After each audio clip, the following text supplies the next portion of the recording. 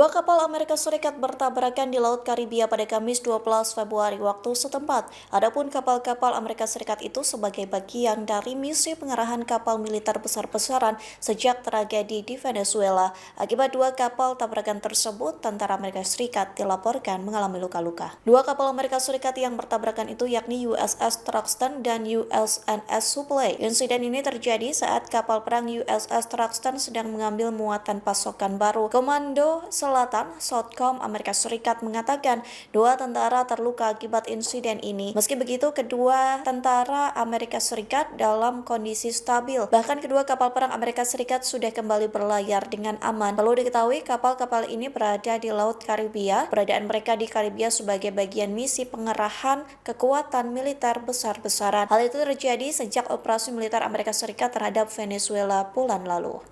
Hamas turut buka suara soal rencana Indonesia mengirim prajurit TNI ke Gaza. Hamas memperingatkan Indonesia agar prajurit TNI tidak masuk ke wilayah tersebut. Sebaliknya, Hamas meminta prajurit TNI hanya berada di perbatasan. Peringatan itu disampaikan petinggi Hamas Osama Hamdan. Hamdan menegaskan pasukan asing tidak dapat diterima jika pasukan asing bertujuan menggantikan tentara Israel di Gaza.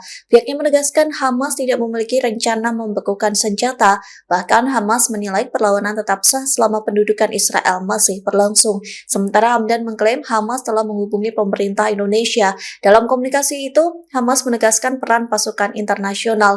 Hamas meminta prajurit TNI hanya berada di perbatasan Gaza. Pasukan dari Indonesia diminta berpegang pada peran netral. Hamas mewanti-wanti Indonesia agar tidak mengambil posisi yang bertentangan dengan kehendak rakyat Palestina. Prajurit TNI diminta tidak berperan sebagai pengganti pendudukan Israel di Gaza. Amerika Serikat menarik diri dari pangkalan strategis di wilayah Timur Tengah. Penarikan ini terjadi di tengah ketegangan dengan Iran. Bahkan Amerika Serikat menarik pasukannya hingga beberapa senjata yang dipindahkan. Times of India melaporkan pasukan Amerika Serikat ditarik dari pangkalan Al-Tal. Adapun pangkalan strategis itu berada di Suriah Selatan. Penarikan pasukan Amerika Serikat dilakukan setelah hampir 1 dekade berada di wilayah tersebut. Para pejabat Amerika Serikat buka suara terkait penarikan pasukan itu. Mereka beralasan penarikan diri sebagai langkah diplomasi. Hal itu menyusul hubungan yang baik antara Amerika Serikat dengan pemimpin Suriah yang baru. Namun beberapa pihak mempertanyakan penarikan diri Amerika Serikat tersebut. Pasalnya hal itu dilakukan Amerika Serikat kala hubungan memanas dengan Iran. Bahkan Iran mengancam akan menyerang pangkalan-pangkalan Amerika Serikat yang berada di Timur Tengah. Download Tribun X sekarang. Menghadirkan lokal menjadi Indonesia.